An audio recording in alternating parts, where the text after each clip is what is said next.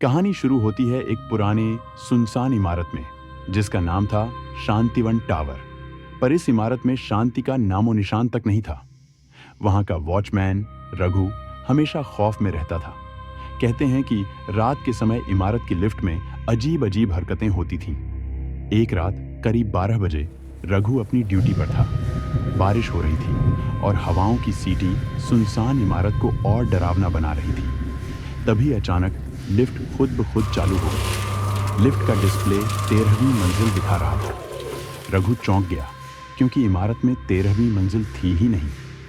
थोड़ी देर बाद लिफ्ट नीचे ग्राउंड फ्लोर पर आकर रुक गई। लिफ्ट के दरवाजे खुले और उसमें से निकला एक 7-8 साल का छोटा लड़का। उसकी आंखें अजीब तरह से चमक रही थीं और वह हाथ में एक पुरानी घड़ी पकड़े हुए था। रघु ने लड़के से पूछा, बेटा, इतनी रात को तुम यहाँ क्या कर रहे हो और ये घड़ी कहाँ से लाए? लड़के ने बिना पलक झपकाए जवाब दिया, ये घड़ी मेरी नहीं है, ये उस शख्स की है जो लिफ्ट में खो गया था। रघु के रोंगटे खड़े हो गए। कौन शख्स? उसने कांपते हुए पूछा। लड़के ने मुस्कुराते हुए कहा, जो 13वीं मंजिल पर रहता है। रघु का दिमाग सुन्न हो गया। उसने हिम्मत करके पूछा, 13वीं मंजिल तो इस इमारत में है ही नहीं।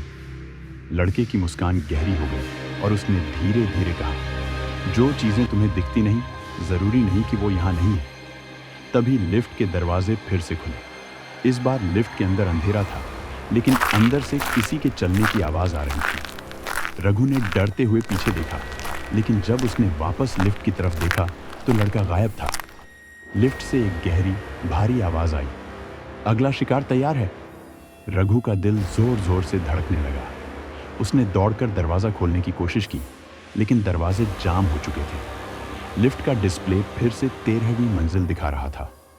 रघु के कानों में लड़के की आवाज गूंज रही थी, इस घड़ी का समय खत्म हो चुका है, अब तुम्हारा वक्त शुरू होता है। लिफ्ट ऊपर बढ़ने लगी और उसके साथ रघु का डर भी। क्या रघु कभी वापस आ पाएगा या वह भी 13वीं मंजिल का हिस्सा बन जाएगा? इस कहानी का अंत आपके ख्यालों में है, पर याद रखिए, हर लिफ्ट में चढ़ने से पहले एक बार जरूर सोचिए,